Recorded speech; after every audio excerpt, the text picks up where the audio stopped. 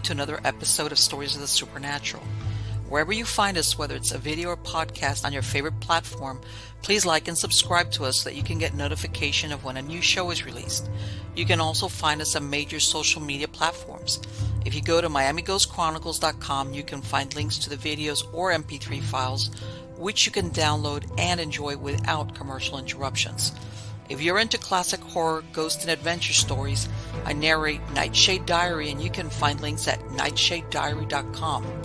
If scary stories are your bag, and listening to encounters with cryptids, ghosts, dogman, and other weird creatures sends a shiver up your spine, then go to supernaturalstorytime.com for links to our weekly podcasts. Noteworthy news about the paranormal world, true crime, conspiracy stories, and anything that is just plain weird can be found at eerie.news or visit the Stranger Than Fiction Stories tab at MiamiGhostChronicles.com. Please subscribe to my newsletter on Substack. Just go to mppellicer.com for a link. I want to thank you for being part of my audience, and I think you are all wonderful.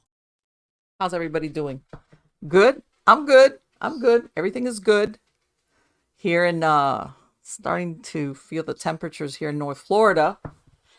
People ask me about, because I made my pigeon announcement last week about my boy, that I got my racing pigeon, and I got 3 girls. I know everybody, I would pull them out, but these are their, I feel like I own a racehorse. You can't see it, but in here is their pedigree. Because in racing pigeon world, you don't got a pedigree. I mean, if you want to be considered like great grandparents, I'm telling you, they're real snobs about this. And but yeah, I got my 3 girls, and I'll keep you guys abreast of what's going on. Let me see if I can find a picture of my last 3 arrivals. I've got, because I'm going to start off with 4. And I just got 3 hens that I got from the same loft. And yeah, I'm doing a crash course on pigeons, and believe it or not, I'm surprised because I never knew, what goes on in pigeon world until you become immersed in it, and you realize that there's multi-million-dollar purses out there that are given out. And I was talking to one gentleman, and he's telling me, oh yeah, so-and-so, that he bought a couple of pigeons for $30,000 a couple. I was like, what? $30,000 for a pair of pigeons? I was like, holy crap. But yes, pigeon world is like this. It's very interesting once you get into it, how much money there is in it, and how much people, what's the word I'm looking for? How much they're involved in, how much money they go in there. And it's like, and one guy I was talking to, he has a pet shop not far from where I'm at. As a matter of fact, I should give him a shout out. He's out in Chiefland, Florida. His name is The Bird Guys. He's got this great little pet shop in the flea market out in Chiefland, which is, a little bit like central North Florida. He's got a lot of animals, as far as, the birds and the reptiles and things like that. But besides that, he used to do pigeons, and he's mentoring me. But he was the one that was giving me the scoop on basically all that goes on in, let me see, here we go. Let me see if I can bring him on. So I feel like, like when people like, hey, the grandkid or something, let me see. Hold on. If I can bring it up so you guys can see like my latest, I don't want to say addiction because that's what he called it. He says, that people get addicted to this stuff. Let me see. Hold on. Oh, come on, Marlene. Yuck. Okay. This is not cooperating. I don't want you to. Forget it. You know what, guy? Wait. Windows. Let's see. Here it is. Yes, it is. Here it is. Yes. Those are my 3 new girls. Okay. And you might think and you go, man, I've seen dozens of those out in the park. Let me tell you something. They cost me a pretty penny. That's all I can say. So I'm going to use them for breeding purposes, of course. So yes, that's that's my latest addiction. Anyway, this week we have a new guest on Stories of the Supernatural. Her name is Brice Watson. She is the host of Esoteric Atlanta. And I could use your bio, but forget it. You do too many things, Brice. So talk about yourself and what you do. I'm just a classic weirdo. I think most of us are secretly. Yeah, it's like, yeah.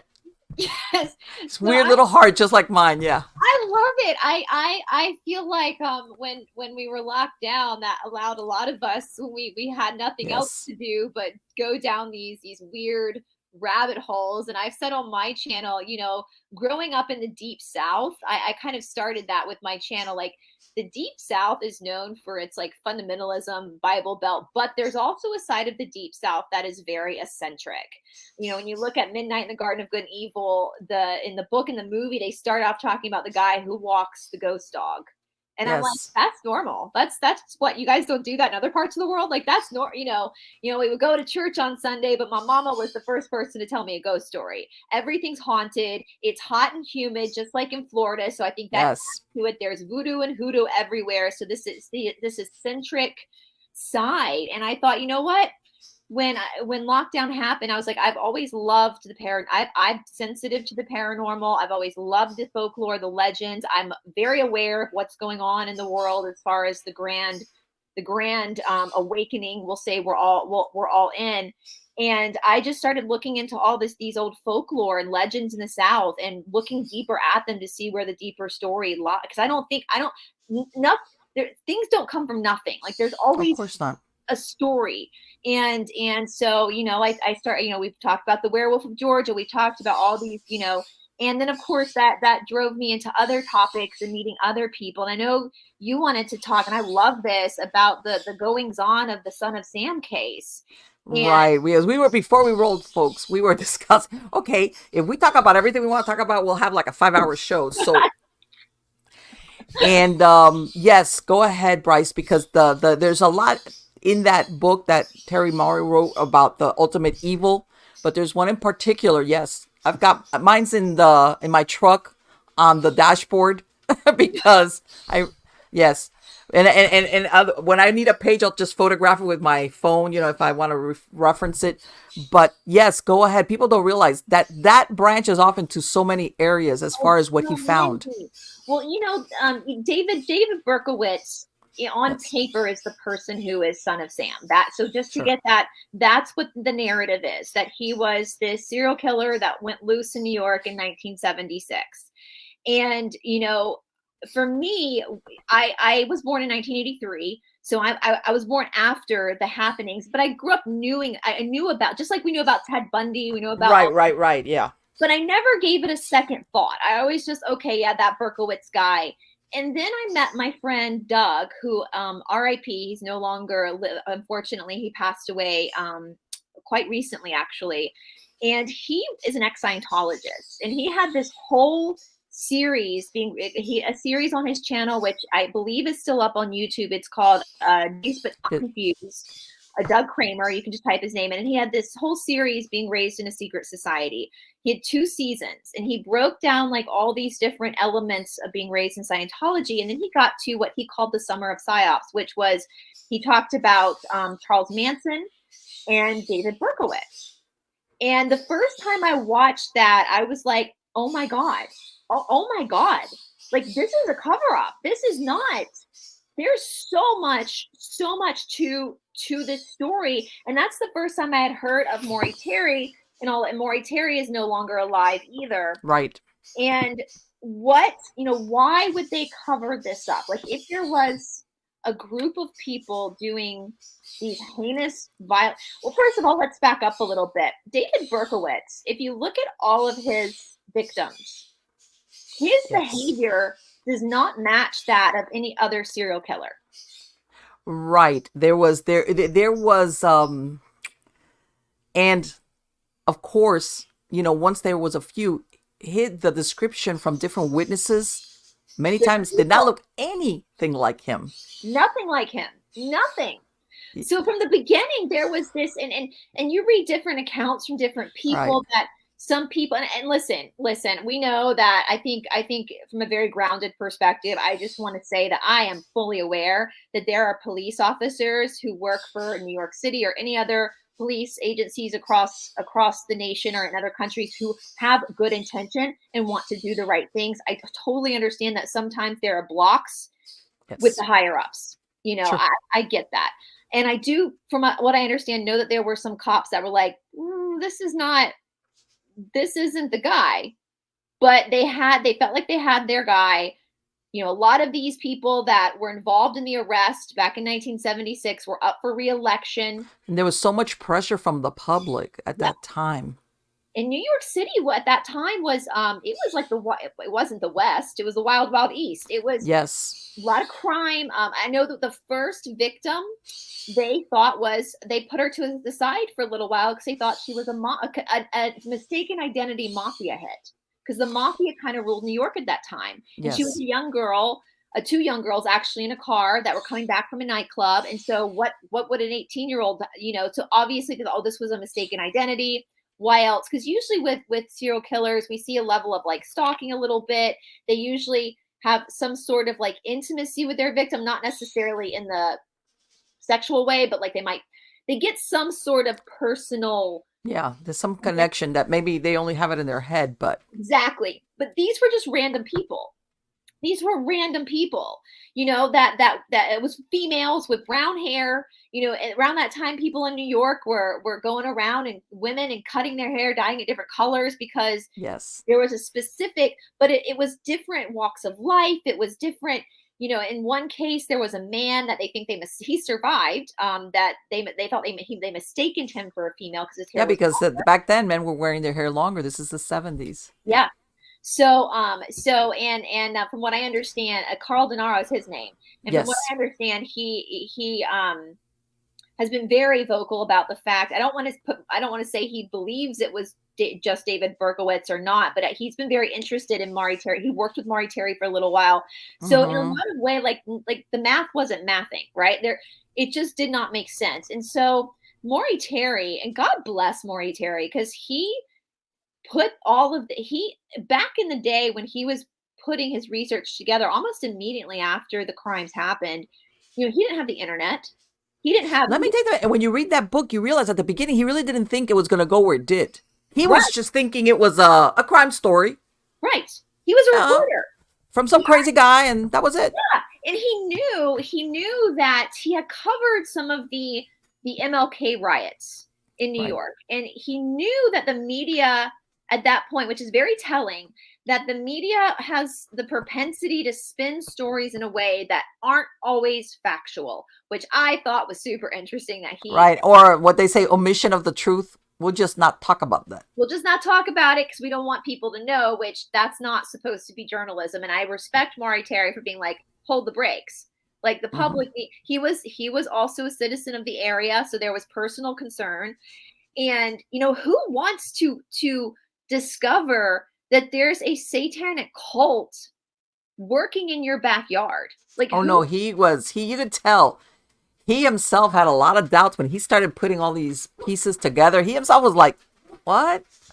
And it connects to the higher up, which thing goes back to explain why there was such a cover up.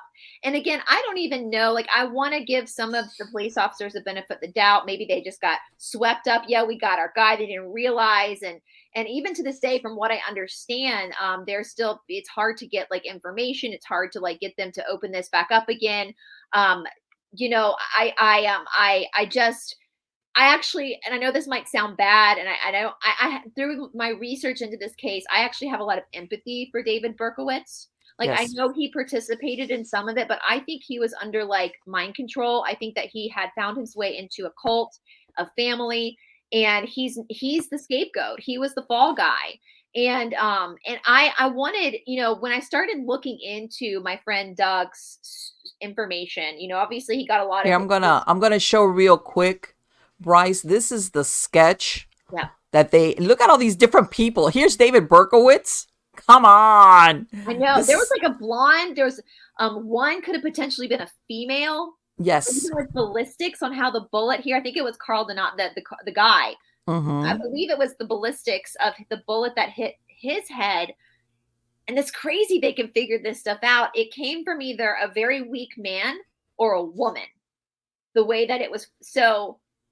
And Berkowitz was like, he was a kind of a chubby big guy. Like he would have had more stability if he were the right. One. And I think also the prosecutors, they were afraid that case was going to fall apart if they introduced there's more than one person. Because let's face it, you know that the defense for Berkowitz was going to say, whoa, whoa, whoa, then wait a minute.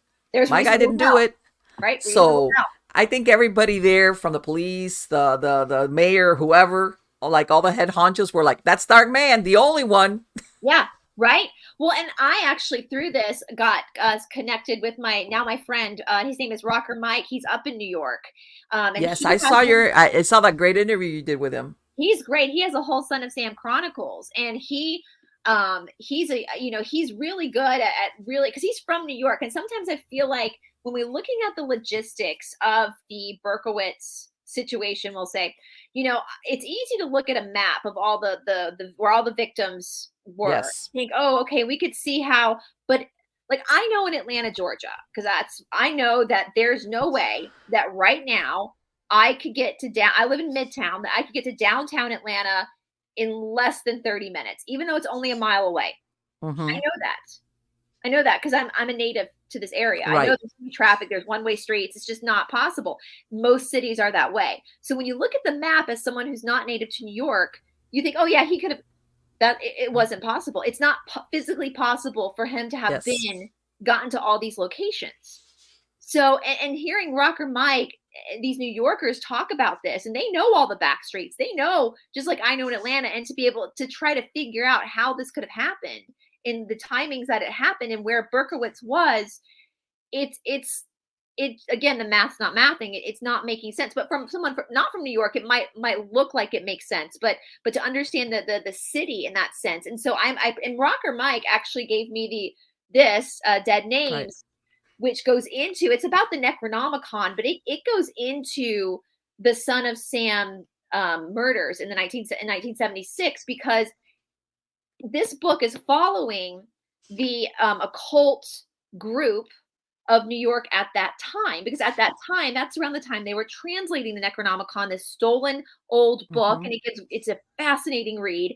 And again, occult just means hidden knowledge. So, it is what you do with it is what makes it good or bad, right? And even in this book, the writer Simon talks about I'm even listened to a recording of him, and he said, don't ever do anything where you're having to do a blood ritual. Like he was like, that's absolutely not. I'm telling you right now, that's like anything you have to feed with blood, anything you have to feed, period. Not good.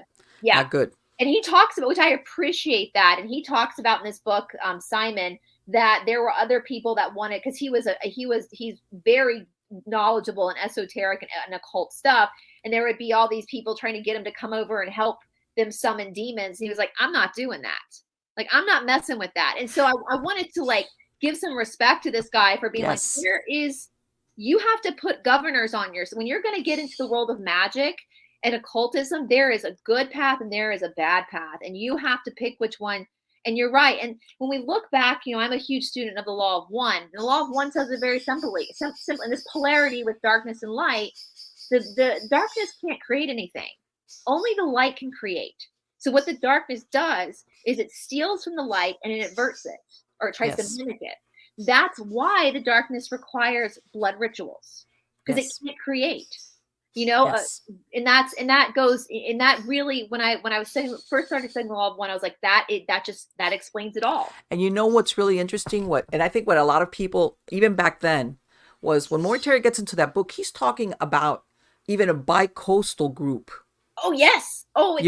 This was not just strictly New York. No. And that the underpinnings of the pornography, the drugs and everything were this satanic dark deeds kind of group.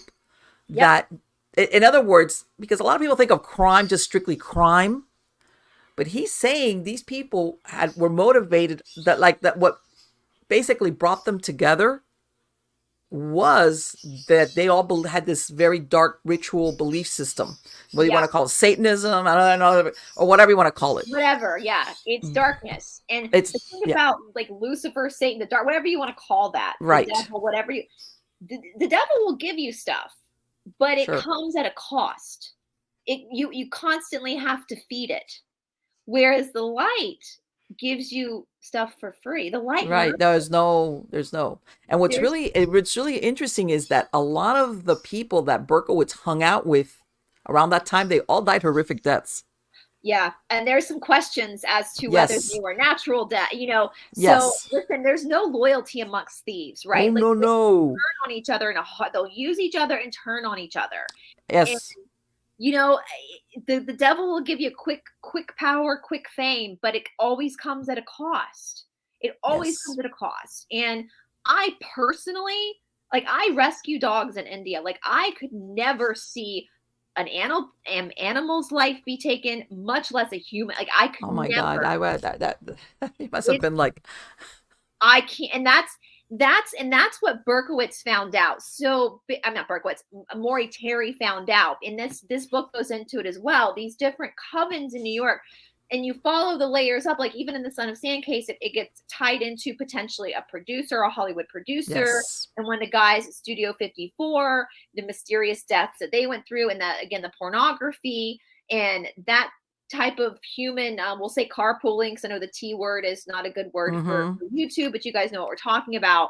And this all went back to, and this is what I found so fascinating, because we hear these stories, but when we're given a location where we can actually go and see this for ourselves, I think that's when it becomes very real, and very real for New York, for anybody in the world just to actually see this. And this was Untermeyer Park, which is in the Yonkers, New York area. And this is one of the areas where allegedly, we'll say for legal purposes, allegedly this in my opinion, this group would hang out. And everything I've learned about, again, the darkness cannot create anything. It can only steal from the light. But the darkness, because it can't create anything on its own, it's very particular about where they do rituals, where they do. So my mind goes, well, if they're working in Untermeyer Park, what is Untermeyer Park? Because they don't just pick random places to do Right. things. They're trying to harness energy. Right. And you might, at first blush, you might think, well, it was like an abandoned kind of place. And you think, oh, that's perfect. But there's more to it. And go ahead. Yeah. There's more to it. So my first part, and I'm from the South. Like I'm not from the North. So I've been to the North many times. I'm not familiar with this Untermeyer character, but I was like, who is this park named after? What significance does Untermeyer have to do with the occult? And boy, this is I call myself like a Nancy Drew sometimes, but I'm just nosy. I'm petty and I'm nosy. And so that's why I snoop, because I want to know why. Why are they doing these shenanigans in this particular park? So Untermeyer was born in 1858 in Lynchburg, Virginia. His parents, and this is what was interesting to me, because again, I'm from the South. His parents were immigrants from Bavaria, which was a state in Germany. A lot of Jewish people lived there at the time, and they came over as immigrants to the United States. Oh, hello. Most of us are immigrants to the United States. Right. Right. Well, Samuel's father, Isidore, he became what was known as a planter, which is like a plantation owner. Let me tell you Right. something about the plantations in the South. By 1858, so this is right on the precipice of the Civil War. Right. By the time they immigrated to Virginia, the plantations, that was the gentry of the South. That was Yes. the aristocrats. You didn't just immigrate to America and boom, now you've got a plantation with slaves. Yeah, Like of course. I'm sure. it took, this is generations in the making. So my question is, how did he all of a sudden come being this like immigrant become a plantation owner? Because this was a socioeconomic caste that relied heavily on cash crops like tobacco, sugarcane, cotton, coffee, etc. So he moved from being an immigrant, a Jewish immigrant in the South. There's nothing wrong with being a Jewish Yeah. immigrant, No, no, no, no. but logically speaking, in the South, he comes and he all of a sudden is a part of this gentry where he Well, it's exactly, and I want to point this out because it's just not the South, but when there's families that are cliques, just like when you see the Age of Innocence, how in New York, in the Gilded Age, there were these families, which were the 400, which Yep. was, if you weren't belong to that, you just couldn't step in and say, I'm there. I don't care how much money you had. So somebody kind of like eased his way in somehow, but I think I know who it was too as I started to dig deeper, because that is okay. so who's not from the South, they might not pick up on that. But I was like, okay, no. You don't just sneak in and all of a sudden you're in this debutante, you know, a very, very high classy white plantation owner. You're your own socioeconomic cash crop. We're living off of free labor like that. Yes. So who did you know that got you in there? And so basically, as time goes on, I'll get to who I think got him in. But during the American Civil War, his father served as a lieutenant for the Confederate Army. He ended up dying. So Isidore died in 1866 when Samuel Untermeyer was 12 years old. So after his death, the father's death, this was weird to me too. The family up and moved to New York City. Now, this is 1866, y'all. A woman by herself, an immigrant woman by herself, who women didn't even have the right to vote at this time. Yes, exactly. It's only been 50 years since women were able to have their own credit card. Like, for a woman by herself with these children to be able to up and move to New York City, who's paying her bill? Where's all this money coming from? So this is what's going through my mind. Because, I'm all for female power. Like, no, exactly.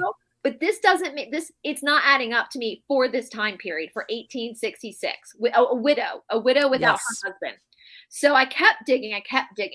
So meanwhile, they're in New York. Untermeyer, Samuel, goes to Columbia Law School and he graduates in 1878. After being admitted to the bar, he started practicing law.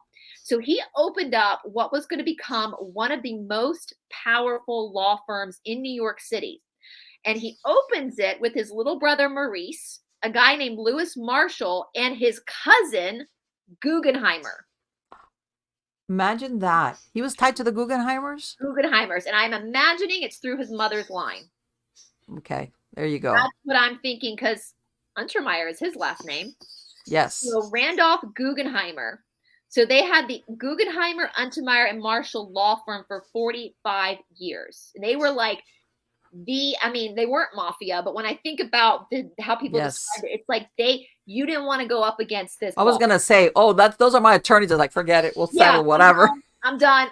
Yeah. So the corporate law, they did a specialty in stock market regulations, government ownership of railroads, and advocate for legal reforms. So some of this stuff sounds good, but if you really think about it, what this law firm really wanted was more government control. Yeah, that's what I was going to say. That's what it sounds like. It's government control. They don't want private people to be able to, we're seeing that now. You'll own nothing and be happy, right? Right. Yeah. Or competing, being able to compete like a competitive marketplace. No, they were specializing it. They were the first attorney. He was the first attorney to make $1 million on a single case.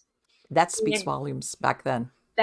So I don't even know what that would translate to today in today's money. So this guy was powerful as an immigrant. And I'm all for that. I totally believe in the American dream. And you want to think how many secrets that guy knew about people that we're going to get to that because he had some secrets. Talk about that client attorney privilege. Yeah. Y'all heard of Epstein, right? Well, let's talk about our first. Apparently, Untermeyer was doing a little bit of what Honey. Imagine that. We're going to see Untermeyer step into D.C. in a kind of shady way. So he believed in big government. He was a Democrat who served as a delegate to the Democrat National Convention from 1932 to 1936. So he's big into government, big into politics. He was also a Zionist. I'm going to leave that as there because you guys have your own thoughts on that. But he also believed in eugenics. Oh boy, there you go. Boy, there he lines up right there. He is everything. He's a winner, isn't he? Oh boy, is he. And then you know what? And this is the thing. He was very powerful. I'm sure not only because of his money, but because of his connections. Oh, absolutely. He was obviously, in my opinion, this is just my opinion, he was born into one of these quote unquote families. Yes. So in my opinion, his family was already practicing practicing Satanist, in my opinion. Yes. I'm just going to make that very clear. Now, he really, really, really backed the Federal Reserve. Now, I've gotten in a lot of trouble talking about that, but basically just to keep it on the down low, there's a book called, I believe it's called The Monster of Jekyll Island or something like that. Yeah, the creature from Jekyll Island. Yeah.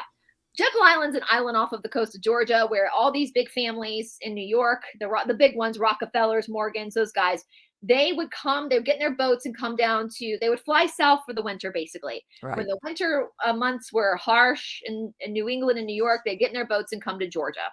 And they would live their summer, which sounds nice, right? Well, there's even more stories about the parties that they had on this island. I bet. Yeah. If walls could talk. Well, that's ghost stories. We could get it because the walls do talk sometimes. Oh, there you go. See?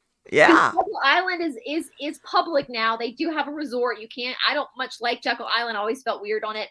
But this is where this group of people created the Federal Reserve, which I'm just going to leave that there because I don't want to get your channel in trouble. But y'all, no, I mean, yeah, 1912. That was important. We're building up to, and he wanted that. And we have that whole Titanic story about the potential of these big. Yes. Who was it? The one that went down with the Titanic? I can't remember. Was it big guys that were very much against yes and thought is a really bad thing. Taxes, as far as they are unconstitutional. They absolutely are. And this is not financial advice. This is just research. Please research for yourself. So President Woodrow Wilson was the president who signed the Federal Reserve into, he didn't sign it. It's not really a part of our government. I don't even know how to describe it. It's a private bank, right? He did it during the time of the darkest time of year, which is the high holidays for the Satanic faith, which is December 21st through December 25th, right? The darkest time. It's when and I feel like I always felt like he had signed it in duress, that he was under duress, which, we know that they're puppeted. Well, then I learned about Untermeyer and absolutely. So the story goes, allegedly, that Woodrow Wilson had an affair before he was put into the White House. And affairs are scandalous now. Oh, back then, that would have been like awful. Well, the woman, his affair partner, after the affair was over, I think it was like her nephew. So there was a child in her family that needed financial help. And so she hired Samuel Untermeyer to represent her. And she sent basically a blackmail letter to Woodrow Wilson as president. She must have been somebody, because I can't imagine you just go to see the Untermeyer firm. Like, can you get the president to pay me all that? I can't. Exactly. So she must have been somebody. Yeah. Okay. 35. I mean, big money back then, big money now, but way big money back then. So Untermeyer goes to President Wilson. Imagine this. Imagine the audacity of you're sitting in the White House and you're giving the president of the free world, basically, this letter. And you, as Untermeyer, know the president doesn't have this money lying around. Nowadays, presidents make millions off of whatever they're making. Yes, exactly. But back then, no. No. So Untermeyer goes, I'll do you a solid. I'll pay it for you if you just do what I want you to do politically. And he was in a tough spot. Think about it. There you go. So that's why I talk about like the honeypotting. Yes. He was Epstein before Epstein was Epstein. So that's a good. Was it maybe a question of a honeypot even before?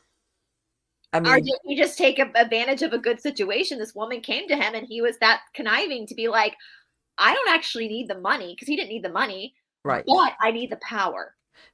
Well, the thing about the honeypotting is that even from the get-go, it's a setup.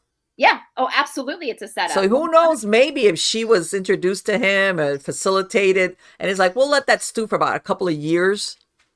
We'll let we'll get the evidence, right?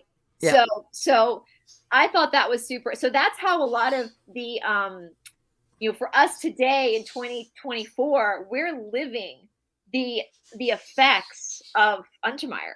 Even if we don't know who he is, in the United States, you're living under a lot of stuff that he was able to get done in the United States that was unconstitutional because he was working the system with Woodrow Wilson.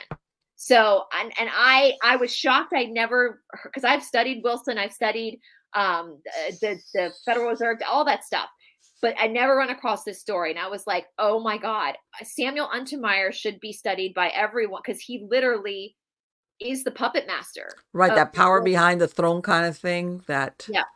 Yeah. And I'm sure, you know what, people like that is like, fine, just keep me out of it as long as I get what I want. Yeah. Yeah. And I think that a lot of people also have a hard time, like you said, he had plenty of money. It was the power thing. It was the power. And and that is why too, when is there enough power? When is there enough money? Well, if you're a practicing Satanist, Never. It's never, you're never never. going to hit saturation point on that. Never. You're feeding the beast, right? And that's the thing too. I have to remind myself this as well. When we're looking at these cases and we're looking at these people, I think sometimes we're looking at these people's actions through our own perception Yes. of our own moral compass.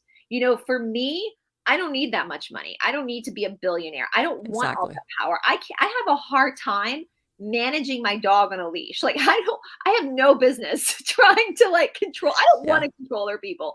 Yeah. You do you, boo. As long as you're not hurting anybody, you do you. I think that should be the American logo, right? That's the American dream. You do you as long as you're not hurting anybody. But these people, they're raised in this dog eat dog environment. They learn this manipulation at a very young age. They're in a religion, we'll call it what it is, a religion where they're having Yes. to feed entities. Yes. So it's thank you God. Like I don't care how much money these people have. I am so grateful I was not raised in one of these families because I already have enough childhood trauma. I don't need that on top of it. It's in with the whistleblowers, I know what these kids go through at a very young age. Right. When you listen, that you always think, everybody thinks that all this money solves all your problems. I'm not saying all rich people, by the way. No, no, no. I'm Yeah, talking these certain these families families. Yeah. where the practice is to traumatize the child. And also, in some cases, we could go into the ultra K or, Yeah. MPD, multiple Oh, yeah. personality, all the broken psyche. People don't realize that that is commonplace in these family groups Yeah. and that's why also there's a lot of intermarriage as far as maybe not incest directly, but if you look at their bloodlines, hey man, you guys are more It's than kissing cousins. Oh, and I know, and that's so I've dug into bloodlines because I'm O negative, which is what a lot of them are. And O Really? negatives, yeah, O negatives tend to have more paranormal. That's a whole other show we can That's do. interesting. That I did not know that. I researched. Well, my great great great grandfather was born into the English royal family, so I think that's where I get it from. He pulled away. He gave his life Okay. actually to get his daughter out of that situation. So I'm very grateful to him. But this is, and guys, this is not what I believe at all. I've made that very clear. I believe that you are perfectly and wonderfully created by God. Whatever your blood type is, whatever your skin color is, whatever your eye color is, you are made that way by God. You are a fractal of God. And your blood type, different blood types do give different personality traits, but it's you. It makes you you. Of They, course. however, believe that the O negative blood type is what they call the pure bloodline of the gods Yes. because there's nothing in it. So I don't have any antigens. I don't have the rhesus factor. And actually there are some biological differences. Again, that's a show. We could do another show on that. But they try to keep it very pure. And back in the day, I believe in my research, back in the day when they didn't have blood testing, they were able to tell bloodline by the certain biological side effects that people have of Yes. particular, like I have an extra bone, I have an extra organ, my eye shape in the back of my eye is different. There's all these there's different ways to tell. And that's why they called it like the divine right of the bloodline, like from royal families. So they do. Plus, they kept very good genealogical records of. They knew. They want to make sure because they believe, and that's a sign of the negative side. Negative side, according to the law of one, believes in a pecking order, right? Yes. There's elitism, and then there's the peasants. The side of light believes everyone is equal. It's a social memory complex. We're all a part of this, all of us. And so, but it is interesting. And we again, if your audience wants to, we can do a whole show on Yeah, this. you're gonna. Oh, for sure, you're gonna be talking about this another. For sure. It is fascinating. It's good Yes. information for you to have. And knowledge is power. Knowledge protects. Yes. And even if you research this stuff and you yourself don't believe it, like I don't believe it, that I don't believe it's true that some bloodlines are better than other. I don't believe that, but I know they do. And so That's the when I know thing. they do, then I can look and see what patterns they're doing. Like, for example, I learned, this is allegedly, guys, I'll have to say, that as an O negative, there are certain diseases or certain things that went around, fancy flus that went around that I can't get. There you go. Because they don't create anything and put it into our world that they can get. Oh, of course. And I'm not surprised by that at all. At all. At all. Because So, that sounds, unfortunately, very plausible. oh And yeah. very possible. Well, first time I saw it, it was with HIV. That rhesus negative people allegedly, I will say, allegedly, and I was like, those sons of bitches. Like the fact that they would first of all create this to hurt people, to create devastation, but then be that maniacal that they would make sure they were exempt. Right. Like I mean, it is, but that's their religion. That's what they practice. You know, and again, I'm all for it. Like you believe, I always say on my channel, listen, if you want to worship fairies in your backyard naked, sounds like a good time. Like you exactly. do you, boo. As long as you're not hurting anybody else. Exactly. And that's what it's all about, really, what it is. Yeah. Like live and let live kind of philosophy, as long as children are not involved and you're not hurting anybody. Don't run around naked in front of a child. You know, like don't, you know, but, and I think most people, I will have to say in my journey throughout this, I think most people are that way. Most people would never hurt a child, would never, you know, but for them, and they do know the sicknesses, they do know, like you're talking about the disassociation, they know how the brain works. And they know if they can traumatize a child by a certain age, they can disassociate the brain. Yes. And therefore they can program the child to be a certain way as an adult. And I know that sounds so maniacal, you guys, but again, if you're a listener, and they're doing it against their own children is the thing. Yes, I would give my life for my nephew and nieces. I absolutely, without it, I would give my life for my dog. Like without a hands down, I would take the fact that they would do. It's a different mindset, but they were treated that way as children. So it's this patterning. So when you look at people like Untermeyer, this is why he's pulling the puppet strings of the United States government, is because he's got enough money. So anyway, but backing up a little bit, in 1866, Sam purchased, I call him Sam. I don't know. It might be a little disrespectful to the spirit world because he's dead now, but Sammy boy. Who cares? He needs to be disrespected. Keep going. Forget it. Like, because I know where this is going. So believe me, disrespect him all you want. He's like Sammy boy. I always create nicknames for my subjects that I'm deep diving on. So, well, he purchased an estate that was previously owned by the 25th governor of New York City, Samuel Tilden. Now, this was a 150-acre estate in Yonkers, New York, adjacent to the Hudson River. We know flowing rivers, if you know anything about magic, or flowing river gives energy for the good side. Like if you're ever feeling like overwhelmed, if you want to spiritually cleanse, just go get in a river for the day in nature, and it will cleanse, you know, your aura, that running water. But they use it as a conduit for negative. But remember, guys, darkness can't create anything. So everything that they've manipulated and made dark, it's up to us to heal and make light again, because it was originally created for and people don't realize also back then there was nothing out there. When he purchased that, it was a very large estate, and I think he also bought he kind of cleared his neighbors out. It was like 150 acres of his own little. And people find that hard to believe that in New York City. Yeah, you could find 150 acres, but back then, there was available. It was the turn of the century. It was, So he developed the elaborate gardens and made this his primary resident that he called Greystone. Now, I also want to name drop another person that allegedly, and I feel like I have to say allegedly because we don't have any direct proof of this, but there's enough speculation that it bears repeating. So it is believed that Untermeyer's wife was close associates with Aleister Crowley during this time. There you go. Yippee. Yeah. So that's, you know, and so I wrote my notes in Modern Times. Journalist Maury Terry would go on to talk about a dubious secret society in New York called the Hermetic Order of the Golden Dawn. And which had also a ties to Aleister Crowley and Scientology, and of course the son of Sam murders. So the way that Sammy boy designed his gardens it wasn't just landscaping for the joys of it being pretty. You know, they don't do things for pretty. They do things specifically for their occult practices, right? So It was very Persian in design. It had a replica of the Hanging Gardens of Babylon, which I'm kind of curious because we know our geography is wrong. Like we know it's all wrong. Like I've Right. lots of evidence that Egypt is actually here in the United States, and that I've read on that, and the first time I read, I went, "What?" But that's Yeah. yes, but that's a whole other show. It's a whole We're other gonna have to show. come back, Bryce, and we can do Whole that. other- That's another show, but we're gonna do it. Yes, the fact that there was a Hanging Garden of Babylon, and we know that Egypt, Yes. or we speculate that the Egypt in Africa is the decoy Egypt because there's way more pyramids in America than anywhere else in the world. yes, And Tennessee actually Yes. is the country of ISIS, and there's all this weird stuff going on. That's a whole story. So I was like, that's interesting. Did he know something? Because we know that the kids who grow up, the benefit of growing up in the Illuminati is that you get the true history. sure. You get to learn the true history.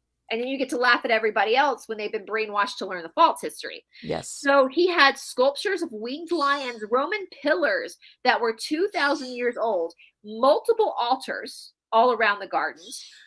There was a carriage house that they then called the Devil's Cave, which is now gone. After he passed, there was temples with Medusa's head, temples of love with 1,000 steps, hidden nooks, and hidden altars constructed in original design. So here's this guy sitting on this 150 acres with these freaking temples and altars. Yeah, he had like a all sphinx, and he had a bunch of unusual statuary in there. cool. And sometimes, if you're poor and you're weird, you're just a weird, poor, creepy guy. If Exactly, you're rich peculiar. and- Yeah, you're peculiar. If you're rich and you're weird, you're just eccentric. Yes. So did the people think he was just this eccentric rich guy? Like at this point, I'm like, no, the South is eccentric with our ghost dogs. This guy was a Satanist. Yes. He was a Satanist, in my opinion. And I think he was using his property to perform all these rituals, to summon whatever. They had a lot of parties there, If his wife was if she was truly associated with Aleister Crowley, then God knows what was being brought to that property to do even more. We can only speculate. Which, by the way, Aleister Crowley, when he started, that's why he got Boleskine House on the shores of Loch Ness, because of the invocations he was doing in the water, the tying to the water. And there's always a reason, like you said, if you don't know what you're looking at. There's always a reason. You have to figure out what. They don't just pick random places. It's very intentional. The places that they, like the Georgia Guidestones that are now down, like it's very intentional where they put the Georgia Guidestone. It's always intentional. They're trying to summon, because they can't create anything, guys. They can't. So they're trying to summon what's there, right? And so when let me see here. So when Sammy Boy died, the estate was gifted to the city in 1940. So he died in 1940, and it became Untermeyer Gardens. So over time, between 1940 and the 1970s, when the Son of Sam murders happened, so the 30-something years, the land and the property went into decay. It was not managed. So it was this beautiful, beautiful land when Untermeyer was there. And then it became a lot of graffiti, overgrown. Part of me thinks they did that on purpose to kind of hide what was coming, because I know they look at specific astrological stuff as well. We know we're coming to the age of Aquarius, which I think that they have tried to hijack. They just try to hijack it because we have to give our collective consciousness for things to happen to the programming. So I always speculate everything is for a reason. Well, in the 1970s, people would see torches in the park. They would hear chanting. And sadly enough, they would find dead dogs. Now they would sacrifice German Shepherds specifically. And somebody had said that it had a lot to do with like female goddess worship for the German Shepherds. But we know, and the Process Church of Final Judgment, which is an offshoot of Scientology, was also working in that area. I'm not going to say too much about them because they're the only goddess I can think of off the bat that somebody would connect to dogs would be Hecate. And at the same time, there's nothing there about sacrificing dogs. I don't know. No, and Hecate, I've done a lot of research into her, and sometimes I think these poor deities or beings they're being manipulated. Like, and don't get me wrong, I know that there's people that do some stuff with Hecate that's on the dark side. I know there's a darker version. Depends on, like you said, intent. What is your intent? I know that. But I think that, and I'm still not sure what the tie-in is specifically for German Shepherds. I'm not sure. It's just not a dog. It's It's it's for feminine. The German Shepherds are like feminine deity worship, and yeah, I don't know either because I don't do that. Like you don't do that. We see a dog and we just want to love it and pet it and cuddle it, I've right? Like got 8 of them. I've got 8 of Come here, you guys, and they're all here like looking at me like, "What?" And of course, they're all rescues, but so yeah, believe me, I get it. yeah, it's disgusting. And I don't want to. I mean, it's even in the Netflix series where they go through Maury Terry's book, which is surprising that Netflix did that. Even though at the ending, Yes. they're like, I know they kind of made him sound like he was a drunkard and didn't know it. but they actually tell you kind of the truth in the beginning, and they have Yeah. witnesses giving their testimony of when they were like, I don't want to be a part of this. So there was already speculation that there were shenanigans going on at Untermeyer Park. People would call in complaints, but nothing was ever done. And unfortunately, nowadays, to hurt an animal in most situations is a crime. But in the 70s, it just wasn't the same. It wasn't the same. Animals were not given the same. Yeah, no, it was, there was some, yeah. So, and this is where people saw David Berkowitz with the Carr brothers. yes. And that's where it gets interesting because they got the name the Son of Sam from some letters that Sam had left. The killer had left at the crime scene. And he talks about being the son of Sam. Well, my friends, the Carr brothers, John and Michael Carr, their father's name was Sam. Mm-hmm. And in this book, Dead Names, there is speculation. Berkowitz had a very sad, I have a lot of empathy for Berkowitz. He had a very sad, when you listen, yeah, he was vulnerable. And I think he was looking for, he had been adopted. He went and served in the army. Then he found his birth mother, and he realized his birth mother didn't know who his father was. And back in the 70s, finding that out, I think probably did more to his. And she kind of rejected him. Yeah. I think that's really the one that was like for him, was that it's not like somebody that maybe gave up a child in adoption when they're young and then they're like, I'm sorry. And yes, she kind of she had her own another family. And you're right. Like if somebody has a baby young and gives the child up and the child finds, the mother can say, I wanted to do, I loved you so much. I wasn't right. I wasn't prepared. And I want to make sure that you had a good life. And let's, it was very, it was like, let me reject you again. And his adopted mother had previously passed away and he didn't like his step. There was just a lot of turmoil in his life. And people, you know what, Brice, one of the things I've seen with a lot of these people that join these, whether you want to call them cults or dark practices, is this deep rage against God. Yeah. Life is the impetus for them. Yeah. Life is unfair. Why me? Why me? And I think for him, and people speculate that there could have been something that happened to him in the army too. Like, did he get subjugated to some mind? We know that the army and I love our military men, but we know that there are some sections of the military that will experiment things on people that they consider to be throwaway people, which I don't think any human is a throwaway person, but we know that they maybe saw this guy who really didn't have any family and he's young and so there might have been some tampering with his mind. Yes. That's the speculation though. And so he starts to get into the occult, which, a lot of people do turn. I mean, people go see tarot readers when they're having a bad day or they need guidance, right? And this is why you have to be really careful with spiritual healers and guides, because you have to make sure they have your best interest at heart. A good spiritual leader or healer is not going to they're always going to allow your free will. They're never going to try to tell you what to do.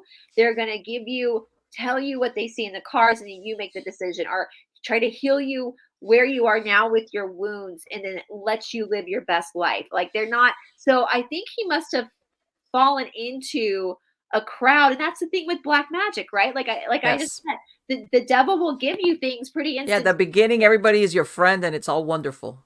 Yep, you just don't realize that you're going to be, months later, you're going to have to be the scapegoat for these murders. Like, the devil always comes to pay.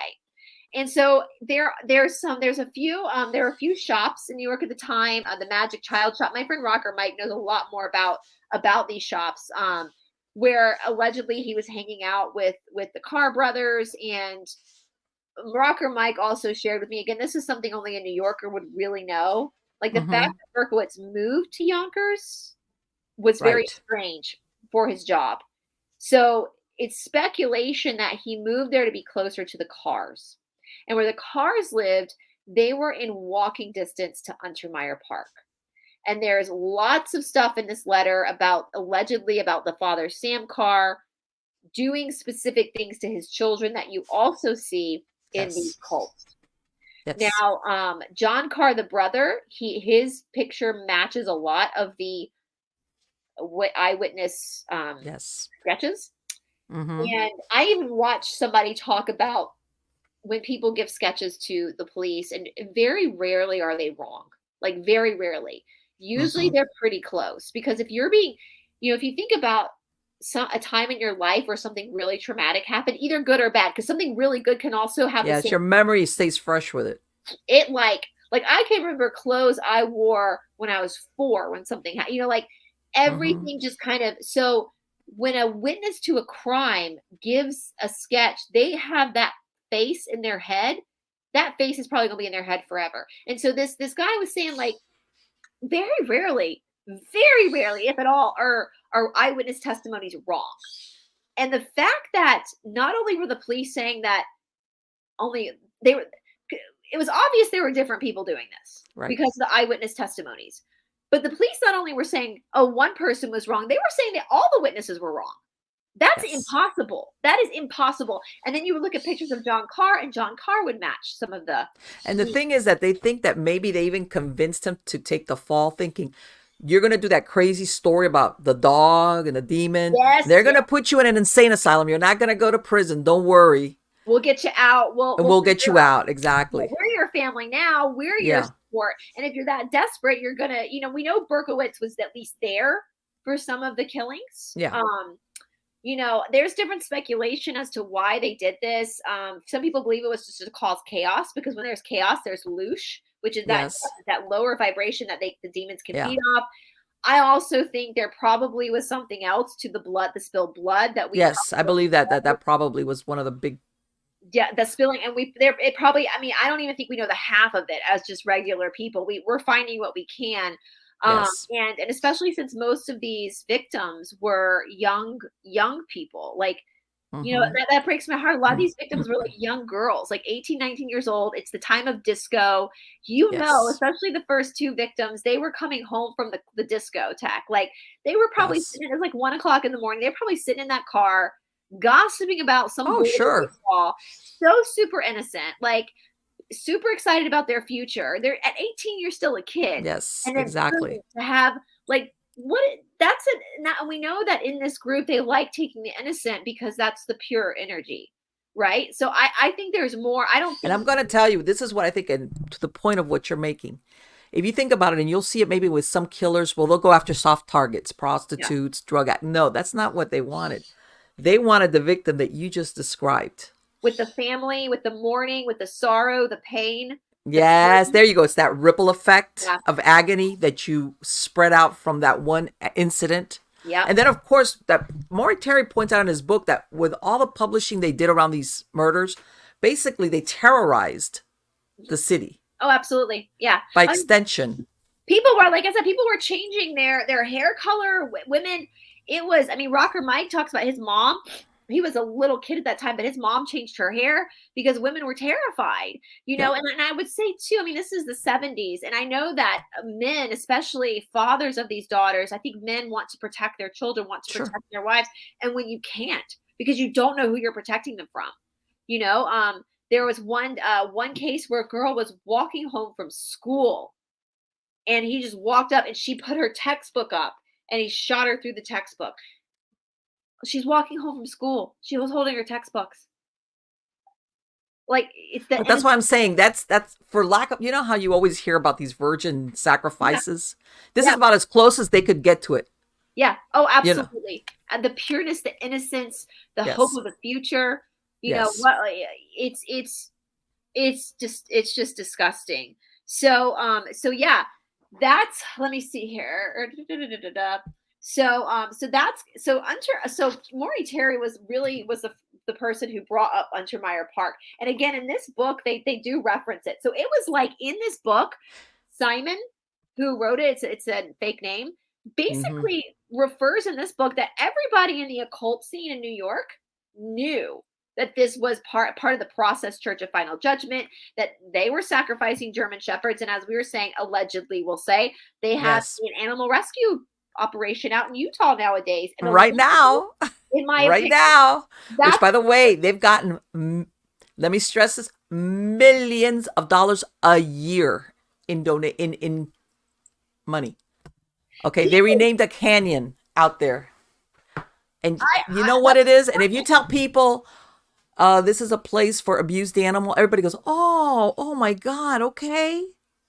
You know, like, money. No, what are they do? Like, this is concerning to me. If your organization has a history of sacrificing German shepherds and is tied up, whether it's speculation or not, if the name has been tied up with all these big murder cases, I don't think you should have a nonprofit. I just and they've been that's around for quite a while because they yep. relocated from Arizona up to there. And real quick, but people, it's insidious. That in the book he describes how they even would get jobs in like the dog pound and animal control, so that they could have access to, let's say, if they were looking specifically for German shepherds. As a matter of fact, I believe Berkowitz, either they did or they were about to get him a job in an animal control so that they could have easy access to that specific dog. That is, Okay. if I had millions and millions of dollars, I would go and buy a bunch of land and I would take all the animals that are in kill shelters and I would bring them and put them on the land and just hire a bunch of people to come and take care of them and love them. And the fact that it's just, It's you know, mind-boggling. it's When I mind. read that was like, that's pretty horrible. It is. And when they brought up the fact that because a couple of boys had found the dead dogs bound in plastic, they had buried them. When all this came out after they arrested Berkowitz, the sister of one of the boys went to the police and said, "Hey, this might have," and they were like, "No, that's nothing to do with it." But Oh, hey, he shot dogs. He was saying the dog was the demon. Nah. the police will tell you you're just crazy. You're just a tinfoil hat. Yeah, and of course that where they were practicing is the aqueducts, is the abandoned aqueducts Yeah. with the Yeah. water right there. Exactly, the tunnel system, which, how much have we Yes. learned about tunnel systems? So I would highly, for our friends watching or listening, I would Yes. highly suggest getting The Ultimate Evil, the book by Maury Terry, but also this name, Dead Names by Simon, which is Yes. about the Necronomicon, which is a totally different subject in itself. Let But me tell you that when you start reading that thing, that's like, it grabs you. It's like, holy crap. it is so, I mean, I've highlighted because there are just so many things. I'm like, I gotta go look Yes. this up. I told my friend Mike that I want to do a show on the witch wars. There was witch wars in New York City in the 70s, and I'm like, tell me about that, because nobody's ever told me about the witch wars. No, but that's the thing. All these things are going on like below the surface, and us normies, I'm going to call us all normies because that's what we are. We're totally ignorant that any of this crap is happening. We You don't know. know? It's unbelievable, but the more, and that's why it's super important to, as far as coming into this great awakening, the most important thing you can do is work on yourself and really Yeah. find your own self, your own autonomy, your own sovereignty, your own spirituality, your own relationship with God, apart from everything, because everything has been corrupted. Everything in our world has been corrupted.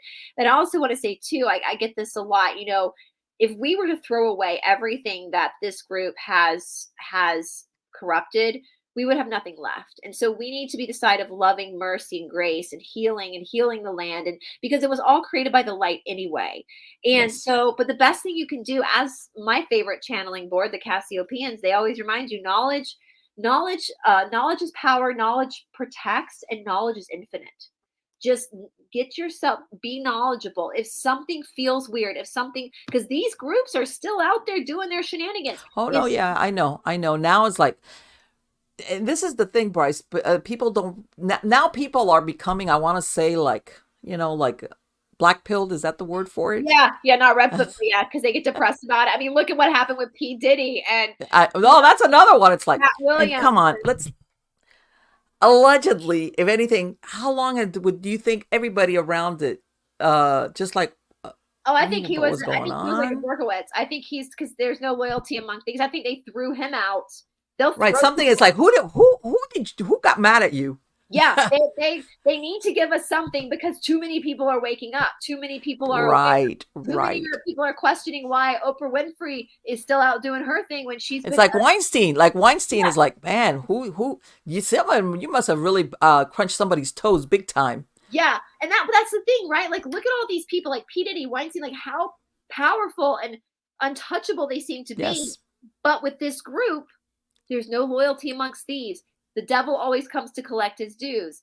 Do not, like, I understand. I believe that the world is magic. I think we're all magic. I love studying cultism and esoteric. And I think if you're in the sight of light, it's this beautiful way of expressing Yes. light. It can be fun. Don't do anything, especially if you're like a young kid. Like, don't do anything that's going to require any type of sacrifice because that's not good.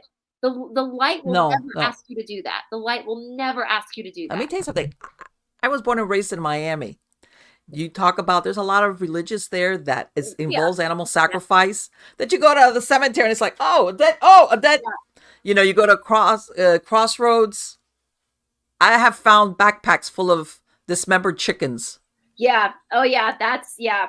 Yeah. I mean, and I was so up when you talk about something that you have to feed with blood or with anything, by the way, anything, it's like I don't care what you want to call it. it's not your place to direct the life of another living being. And No. I was laughing. I was up in New England. I was up in Salem, Massachusetts a couple summers ago, which it was nothing compared to the down south. Like Salem wasn't spooky at all. It actually felt like It's very like touristy kind of deal. yeah, Is it's that not like my mom was from Charleston, South Carolina. I'm like, there's way more spooky shit in Charleston than there yeah. is here. But they won't let you touch the graves. And I was like, Really? weird. Because in the South, that's never gonna work. People are always leaving stuff in the graveyards. Like Yeah. even the people that practice the light will come and get some dirt from the graveyard. Will come and leave rocks and pennies on graves. Yeah, yeah. I've been down to a graveyard here and I'm coming and there's a wall and there's a tall glass of clear water on it. It's like, okay. Alcohol for it's that's like I'm like that would not work in the South because all the people in the South would be like coming to the grave. I mean, it's kind of sweet. You go to cemeteries. I mean, it's sad because of children, but if there's children's, you see toys Yes. left at their graves all the time. And Yes. so I'm like, that doesn't fly. There's people are constantly doing these things in the South, which there's a good side and there's a bad side, and it's your choice, your free will choice, which side you Sure. choose With the to intent. practice. It's all based on intent. Yeah. What is your intent behind your actions? Are you service to self or service to others? Are you here to help heal yourself to be a better contributing part of humanity? Or are you here doing this for your own selfish greed? You know, because it's yeah, but that's you guys, I can't wait to hear from your audience about What's Brice, what is I'm going to put your link in the credits of the show, but for the podcast listeners, how can they find you? I'm on Esoteric Atlanta on YouTube and Rumble. And that's Okay. where I get shadow banned a lot on YouTube because We were talking about that, folks, before we started recording, and I'll leave that to your imaginations. This Yeah, should come as no surprise. I usually have to be kind of careful. You know, we've come up with clever words for this. Yeah, I know. Yeah, it's like It's awful, but I'm on Rumble, talking code kind of deal. I have a backup channel on Rumble, so so I always encourage people to subscribe to Rumble as well. Yes. And I'm going to be sharing this link to on my channel. Yes, I will be sending yeah.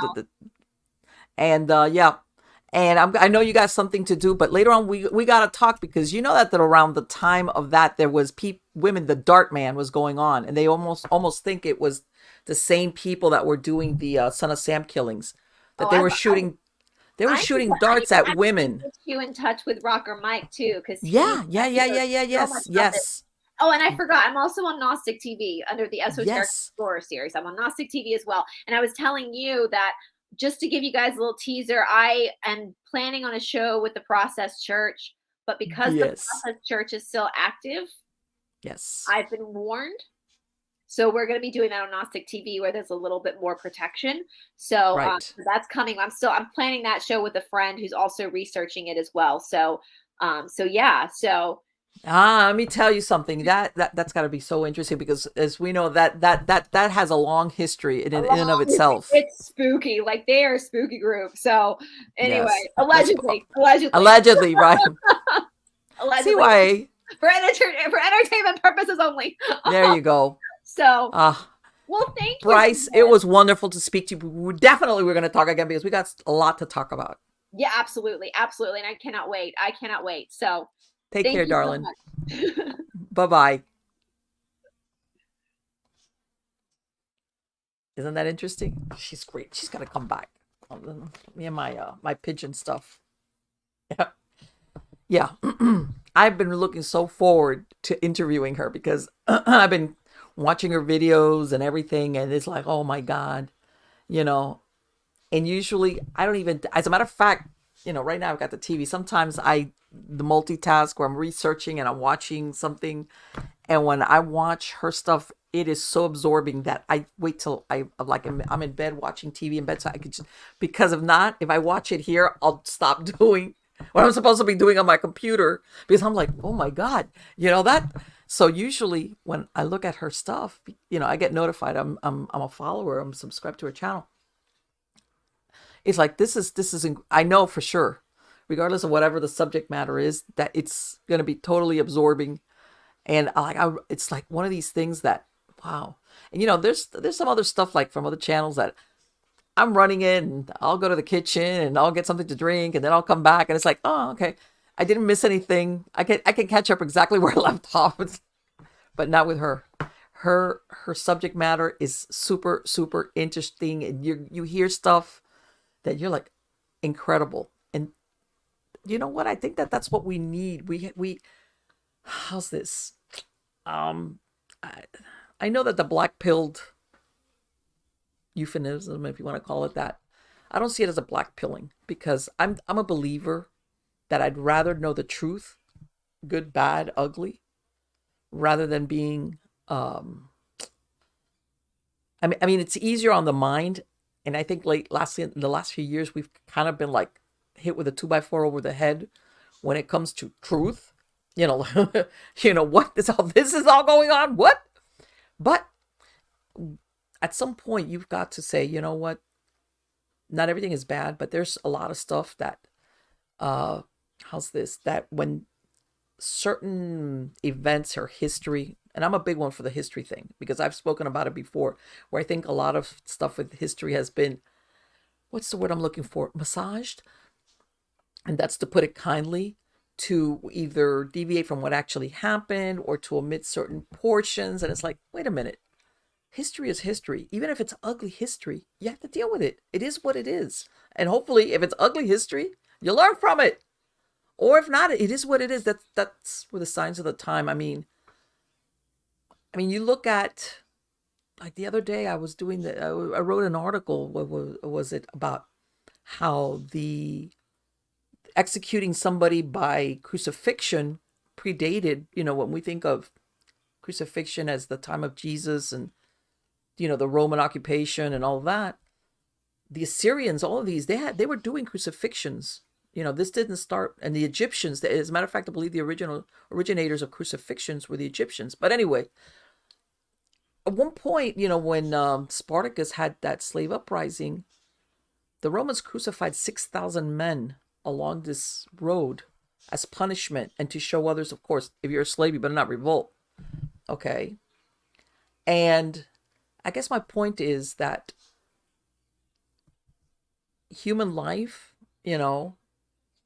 despite what sometimes we see, I think it has more value now than it did back then. But the history of whatever it is, it's an ugly history, but we learn from it. Like that example, like, my God, you're executing 6,000 people, men or whatever, because they were all men as far as I know, basically as punishment and to psych out the population, because basically this is, so in other words, I think that despite a lot of the things that we see, I'm a humanist. I believe in the goodness of human beings, despite sometimes examples that is like, no. I agree with Brice. I think that a lot of times evil acts, and I'm not talking about one time, are, what's the word I'm looking for? Not necessarily that you're possessed, even though I do think that there is such a thing as a perfect possession, but that you have influence from something dark, sometimes more than others. And then we could get into the whole thing of oppression and obsession, and or if you want to say, well, is this person a psychopath and has no what's the word I'm looking for? No conscience. But even then, you'll have psychopaths who are not violent. They're just controlling, but they don't kill anybody. In other words, they don't want to go to jail and prison. They're held back by the law.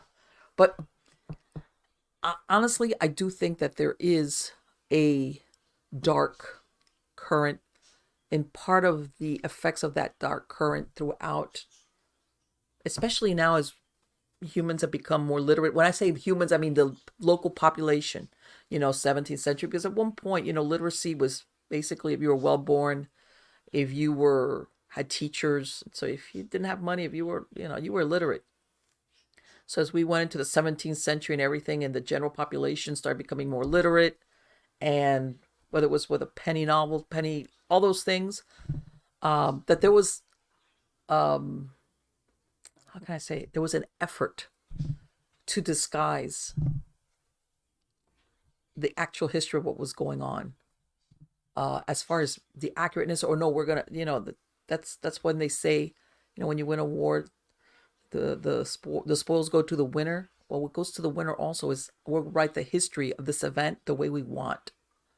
All right. And of course, it never makes them look bad. Of course not. So that's what I'm saying. I think that, and usually when things are hidden, it's for a reason. And in this case, like the subject matter of what me and Brice were talking about, where a lot of this, whether you want to call it history or events, are kind of like disguised, there's a reason for it. Especially when you have the public persona, okay, versus what really goes on behind the scenes. All right.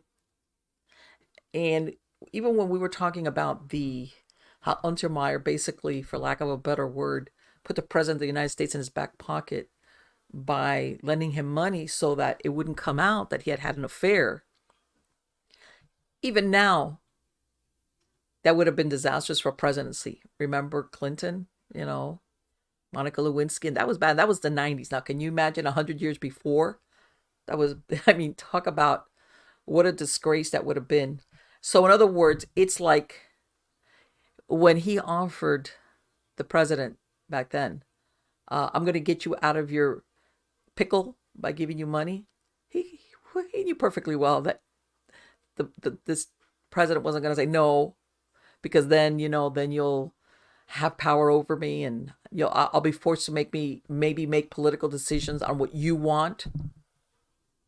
Right? They knew that. It was like, okay, let's, I'm going to strong arm you, and let's just pretend that I'm doing you a favor and lending you money to help you save face with the nation, with your family, and we'll that's what we'll call it, okay? And of course, and then you ask yourself how much of that was pre-planned, right? My point being that none of these things normally will you find it in any history book or anything. And I know, in a lot of times you can say, well, maybe this can never be proven. As what she was describing though about Untermeyer's history is accurate. It is. That is accurate. That's not like, oh, we think. No. And everybody knows that when you have power, even though you have money, really power is the aphrodisiac that you really want. Let's face it, as much money as you have, all right, let's say you have all this millions and millions and millions of dollars. We're talking about Untermeyer in this case. We'll use as an example. You have all this money, more money than you could ever use, more money than your family would ever need. So it's not a question of money, all right? You already have a very powerful law firm. As a matter of fact, one of the most powerful in New York of all places, which means you have a lot of power. You could basically do whatever you want. So what else is left? Power over the president of the United States. Hello? That's it. It's like, and probably by the time he went through that, he died in 1940. It's like, okay. But, if there was the king of the world, he'd try to go after that too. In other words, sometimes it's not the question of the money. It's a question of the power and the seduction of, because really at the end of the day, which I'm not being idealistic, always the president could have said, nah, you know what, I'm not going to take your money because you know what, I know what comes with it. And let's face it, I'm sure that they had met behind the scenes before that scenario popped up.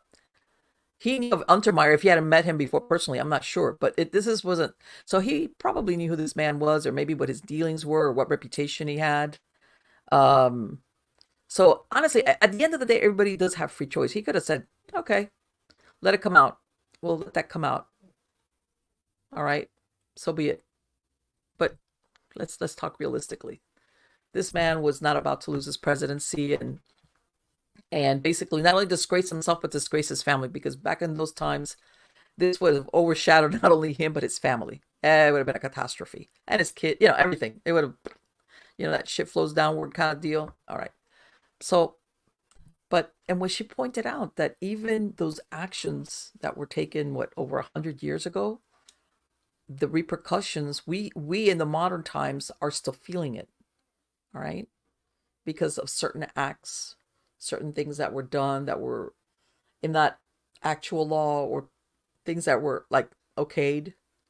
All right. And here we are, fast forward 2024. And even now, all these people are long dead buried and pushing up daisies. And half the times you don't even know their names if you heard them. They're still, the effects of their actions, we're still being overshadowed by that. All right. And I guess the point is, to me personally, I think that when you have this deep thirst that's never quenched, that there is no saturation when it comes to power, and like I said, money, forget it, it's beyond money, power and more power. There's usually there's something dark that walks with you. Okay. It's almost like this is the master that you serve. All right. And whether you want to call it the devil, I think that each of these people, besides the devil, like up there, they have their own personal darkling that walks with them, and that they have to propitiate with whatever it is, and I'm here talking about, the blackmail, or the money, and the control, and the ability to, I'm going to direct stuff that's going to affect millions of people that lived in the United States. That's what we know about. Like she said, in those, that house that he had built, which was hundreds of acres, which was very unusual, because I've seen some of the statues that were still left over.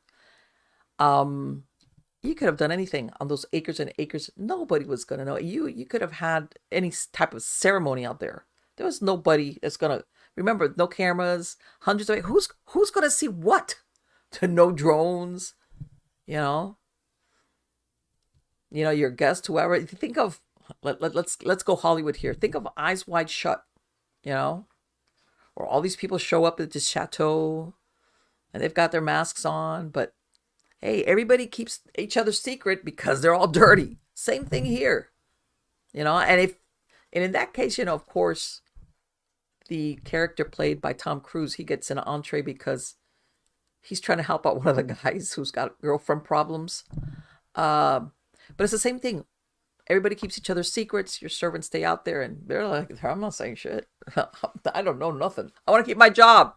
They go in there. They could have done anything in those gardens. As far as ceremonies, sacrifices, you name it. And there was no one to be no wiser. And then let's all go back and pretend like we're like the upstanding, like upper crust of, in this case, let's say the New York families, or the New York, elitists, are the ones that, the movers. There's the Gilded Age, or the entry to the Gilded Age, where that kind of deal. And I'm not saying that all of them were there. But a good portion of them is like, hey, we're going to Untermeyer's today. Oh yeah, okay. Let's need I say more? That kind of deal. So for all the things that we do know, I'm sure there's a lot we don't know. Like I said, walls could talk. And again, there's things that when you look at it at the first blush, you go, in other words, unless you have the eyes to see, As far as what she said, the proximity to water, even that what they call the Devil's Cave, which is where they found later on. This is around the time of the Berkowitz and all that. That also where they found the remains of the dead dogs. That it was a part of an abandoned aqueduct. Because remember, this area grew and there was a hospital eventually that was, I want to say, I can't remember if it was St. John Hospital. I'm not that familiar with it, but slowly the city encroached on this property, and I think they sold off parts, and part of might be what Brice said. Did they intentionally allow this to go to wreck and ruin? Because remember, when this gentleman was alive, he had lots of money to pay groundskeepers and gardeners to keep everything like all, trimmed and the lawn. But, once he was out of the picture and he gave this house to the local government, maybe they, whether intentionally, what was it, by accident or by design, let it go wild. And of course, you don't upkeep it, and then that's what happens at that point where this was going on. It was like a place people would hang out, do drugs, prostitution.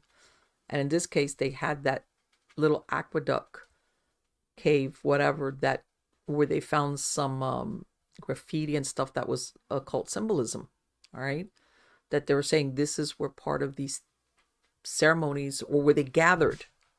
And by the way, when you look at these were not like teenagers doing stupid shit.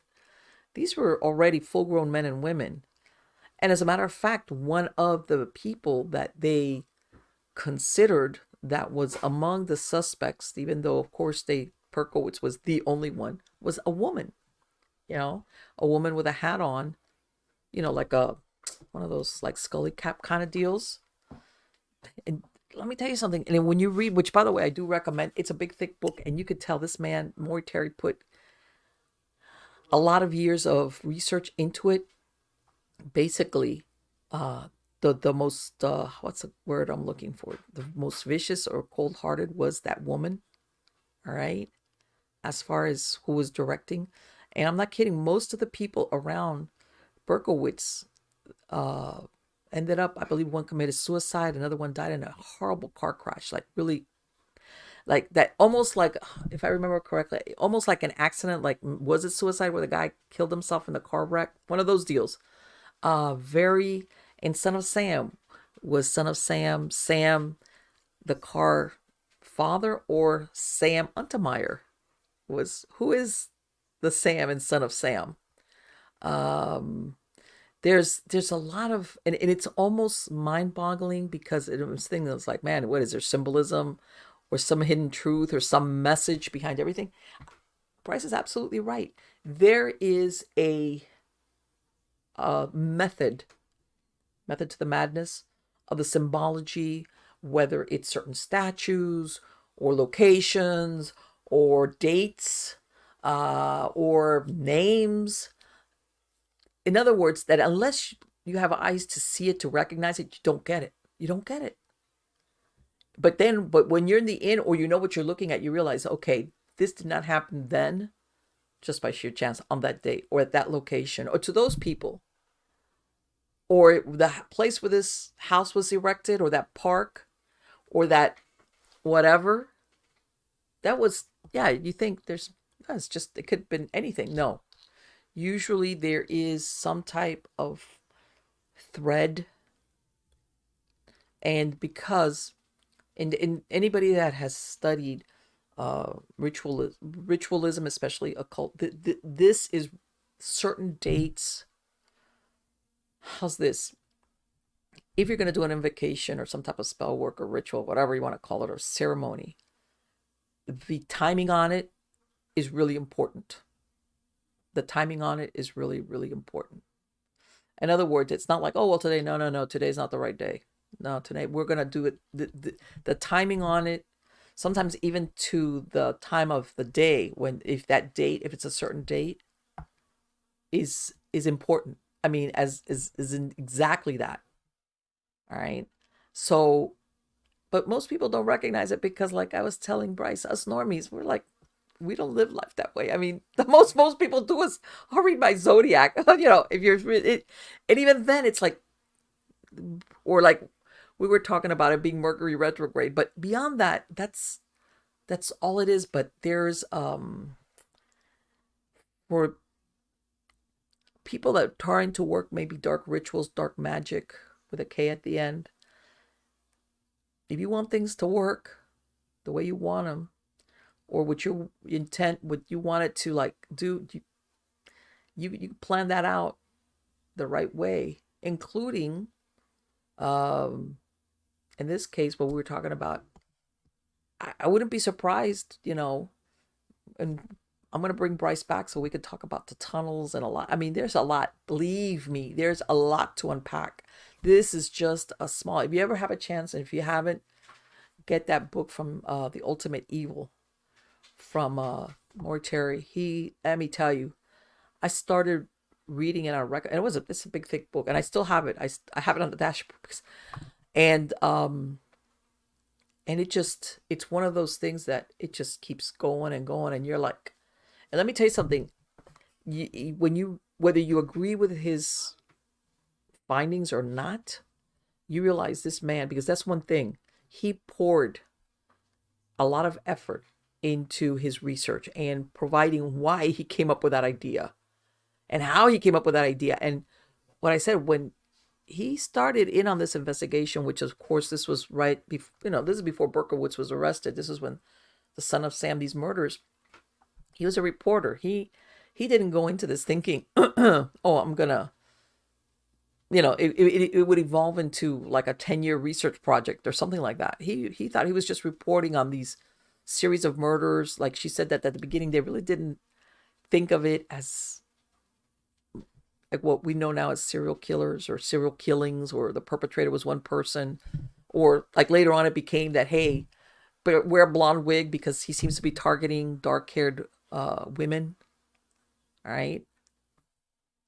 When at the beginning he just went in there to write a story of, obviously that was capturing everybody's attention in New York because that kind of deal. So I'm telling you, if you ever have the chance, read it, and I'm telling you, it'll absorb you, and it'll make you see things or learn things that you're like, man. And once you read it sometimes though, and you go, man, that isn't far-fetched, because he does. I have to give him, his research is impeccable. You read it, and it's almost, when you read it, it's almost like you have people way at the top have a lot of money, sometimes positions in public. They have this persona, but they're still involved. But then they have these people down at the bottom, okay, which are the ones, if you want to lack of a better word, does the dirty work for them. Okay, and there's also, like I said, there's a thread of pornography, child pornography, drug distribution, murder for hire. But they all swirl around that dark belief system. All right. Which, by the way, she was entirely accurate when she says, if at any point you become a hindrance, or they see that, hey, this person got busted, and and you're associated, and you might go down, and they'll buy. In other words, talk about no, the no honor among thieves. Forget that. There is, if they perceived you, which makes you think, who would want to work in a group like this? Like, you got to be kidding me. In other words, there's nothing that says, no matter how good of a follower you were or are, or how much you did, and if you killed multiple people and you did whatever, if at any point they thought that you might be a liability, that's it. You were gone. And unfortunately, a lot of these people, they lived lifestyles where, not all the time, especially with these, what I call the people that were doing the dirty work, that if they would have turned up dead, sometimes in very weird circumstances, or suicides. If you read in the book, there's some suicides that are very questionable. Like, what? How could this person? The suicide really doesn't make sense. How can I say it?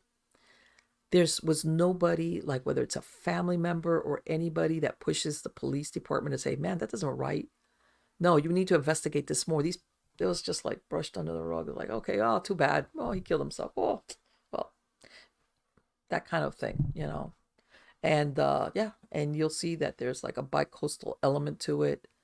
And a lot of it started also like in the 1960s, which by the time Berkowitz started, that thing was like 10, 11 years old. There's it's a very interesting, but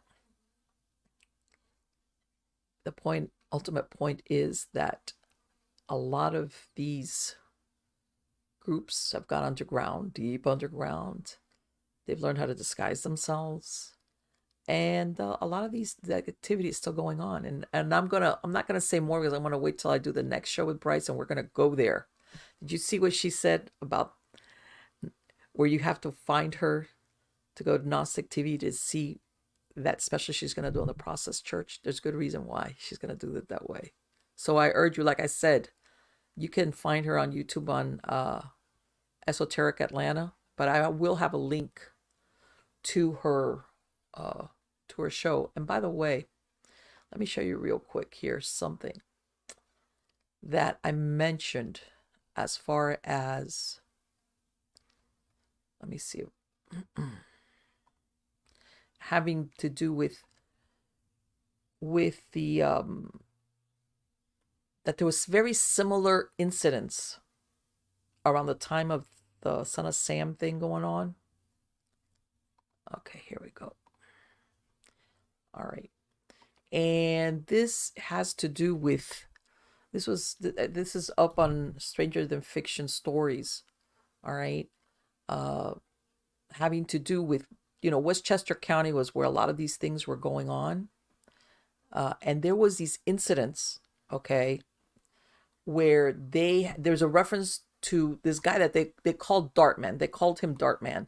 And what he was doing was, the first time is some lady gets shot through, she's standing at her kitchen window, and she gets shot like by a steel-tipped dart, like a thing, and it hits her she's pregnant, hits her in the neck.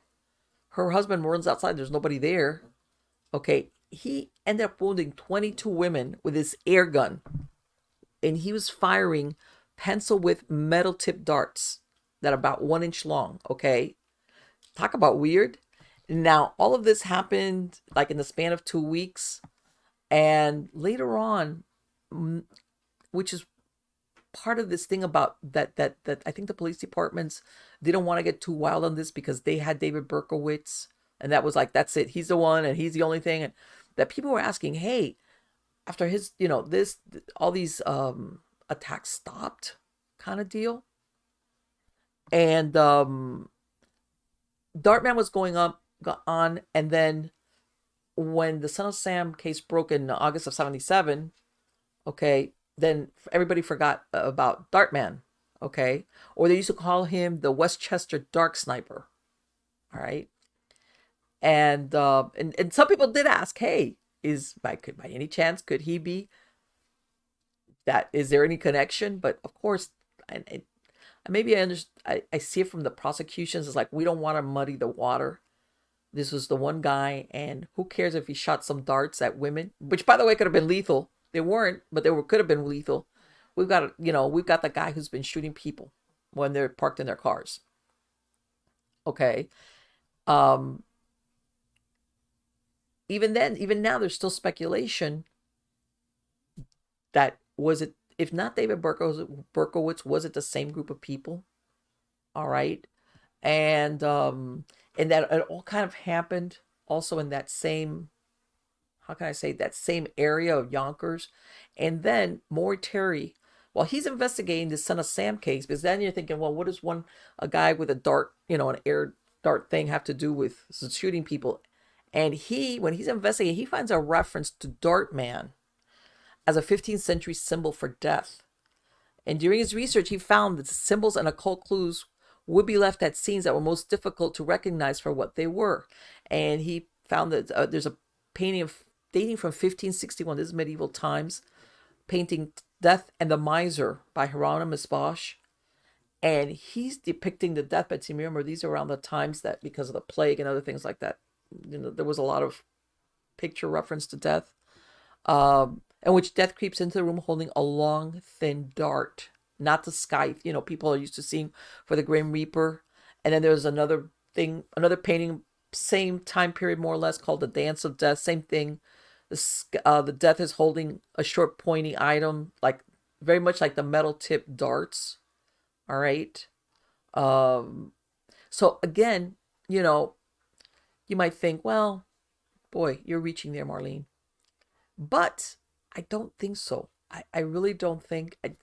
There's something there that you think, when you get some crazy people that basically you're trying to terrorize people, and obviously shooting somebody in the head is more lethal than a thing. It's like there's something there that's driving this, and of course it all faded away, and David Berkowitz is still doing time for that.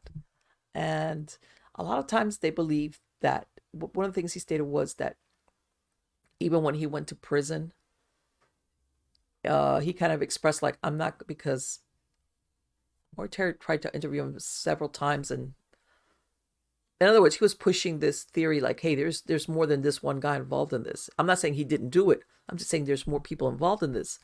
And that every time law enforcement or a prosecutor or something was trying to talk to him like, hey, throw us a bone, help us, he was, and the fear was that his adoptive dad was, out in the world. And the fear was not only that something would happen to him in prison, he had a lot of fear for his family on the outside, and there you go. And now he's I believe he's very much a born again Christian, and I believe he does a lot of ministry work in prison, which is good considering, because I'm sure he was involved in it. I'm sure he maybe pulled the trigger, but that he was the only one, nah. If you read that book, you're gonna realize no, there was more than. But anyway, I hope you like this show with this interview with Brice. I'm gonna have her back most definitely. We got a lot of stuff that we could cover, and I've got a lot of other interesting guests coming on lined up. All right. Also, don't forget to sign up for my Substack newsletter. Go to mppellicer.com, mymagoschronicles.com. There you can find links to everything. Go to erie.news. I've put articles up there. I narrate. I talk about news, so if you want to listen to it, you can find me on Spreaker for all the shows, whether it's Eerie News, Stories of the Supernatural, Nightshade Diary, Supernatural Storytime. You can, all over there, you find the podcast version. All right. And again, I want to thank you for spending this time with me, and please come back, and we'll go into some more interesting and weird stuff. Take care.